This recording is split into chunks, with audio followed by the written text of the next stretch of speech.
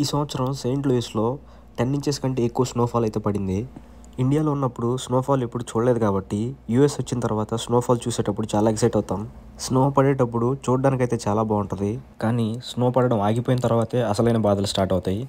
ఇలా ఎందుకు అంటున్నాను అనేది మీకు నా కార్ చూస్తే అర్థమైద్ది. మిర్రర్, సైడ్ డోర్స్ క్లీన్ చేసిన తర్వాత తీసిన పిక్చర్ ఇది. క్లీన్ చేయక ముందల ఎలా ఉంటది అనేది పక్కన కార్స్ చూస్తే మీకు అర్థమైద్ది. స్నో ఆగిన 3-4 డేస్ దాకా కూడా కార్ అయితే పార్కింగ్‌లోంచి బయటికి రాలేదు. కార్ స్టార్ట్ చేసి బయటికి తెస్తుంటే వీల్స్ వాటికి తిరుగుతున్నాయి గానీ కార్ అయితే మూవ్ అవ్వట్లేదు. ఎందుకంటే మంచు కాస్త ఐస్ అయిపోద్ది. మంచు పడేటప్పుడు ఫ్లేక్స్ లాగా పడిద్ది, గడ్డలుగా పడదు. కానీ మంచు పడడం ఆగిపోయిన కొన్ని రోజులకి ఆ స్నో ఫ్లేక్స్ కాస్త ఐస్ అయిపోద్ది.